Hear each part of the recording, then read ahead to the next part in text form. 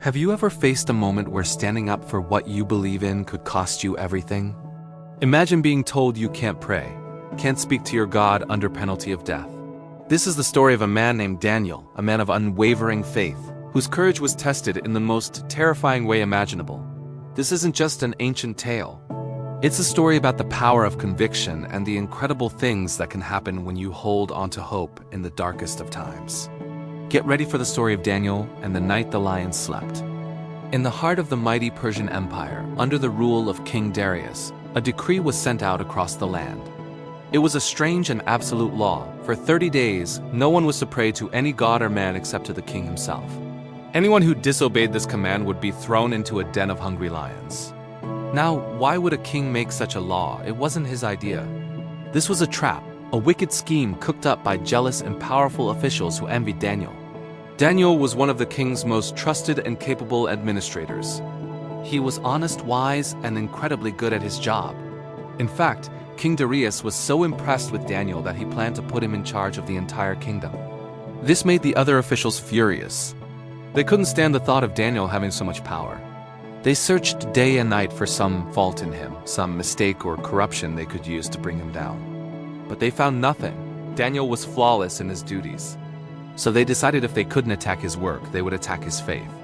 They knew Daniel was a man of deep and devout prayer. 3 times a day, in the morning, at noon, in the evening he would go to his room, open his windows that faced toward Jerusalem, and pray to his God.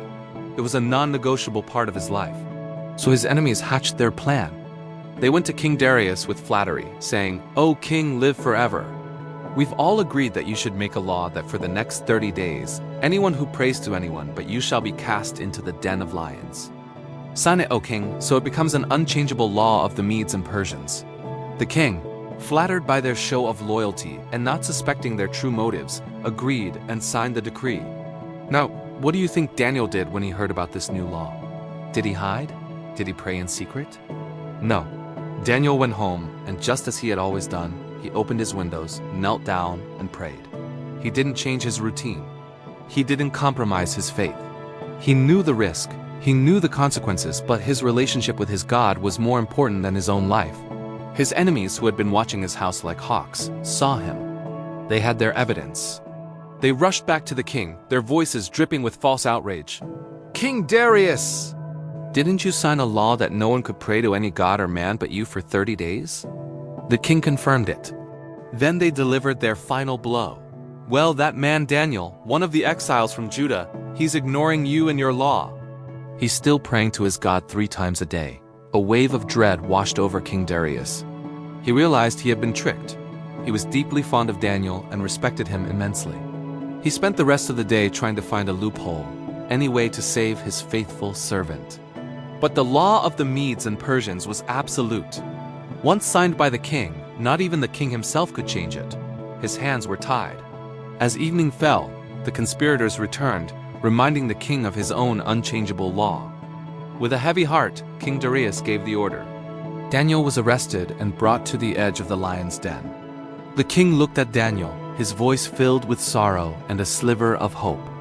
"May your God, whom you serve so faithfully, rescue you," he said, and then Daniel was lowered into the pit. A massive stone was rolled over the entrance, and it was sealed with the king's own signet ring, ensuring no one could interfere. Darkness enveloped Daniel. The air was thick with the stench of wild animals. He could hear them stirring, the low, guttural growls of powerful predators. In the gloom, he could see the glint of their eyes, glowing like embers in the night. These were not tame creatures.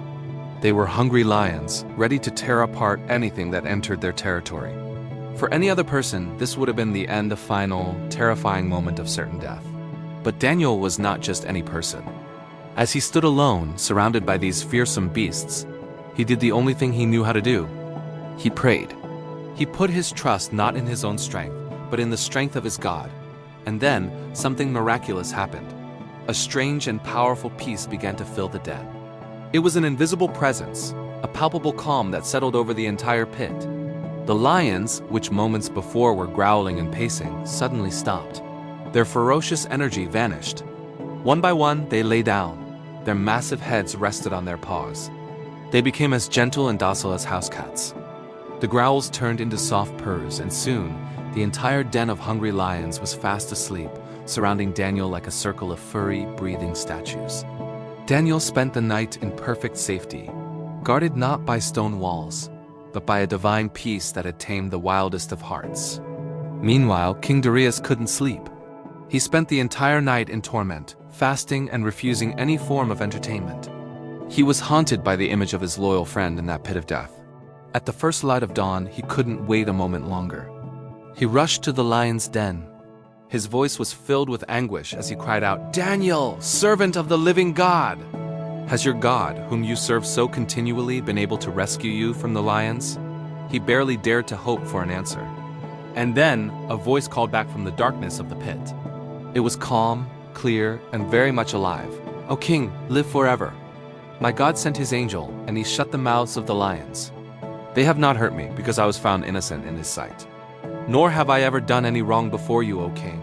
The king's heart soared with relief and astonishment. He immediately commanded that the stone be rolled away. And there Daniel walked out of the den, completely unharmed. There wasn't a single scratch on him, not a tear in his clothes. He had spent a night with hungry lions and emerged without a scratch, because he had trusted in his God. The lions, now blinking awake, seemed confused, as if waking from a long, peaceful dream. The king was overjoyed, but his joy quickly turned to righteous anger. He now saw the wicked plot of Daniel's enemies for what it was. Justice had to be served. King Darius gave another command, and the men who had maliciously accused Daniel were arrested. Along with their families, they were brought to the very same lion's den. The law they had used to trap Daniel was now turned against them, and this time, there was no miracle. Before they even reached the floor of the den, the lions, now fully awake and ferocious, overpowered them. The event had a profound impact on King Darius. He sent out a new decree to every nation and people in his vast kingdom. This new law didn't command people who to pray to, but it declared the greatness of Daniel's God. He wrote, "I make a decree that in all the dominion of my kingdom, men are to fear and tremble before the God of Daniel. For he is the living God, enduring forever. His kingdom shall not be destroyed, and his dominion shall be to the end. He delivers and rescues. He works signs and wonders in heaven and on earth. He who has saved Daniel from the power of the lions." Daniel's story is a powerful testament to the strength that comes from unwavering faith. In the face of mortal danger, he didn't falter.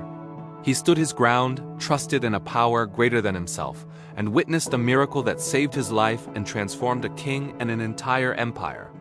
It reminds us that even when we are in our own lion's den, facing our own fears, challenges, and impossible situations, courage and faith can bring about extraordinary outcomes.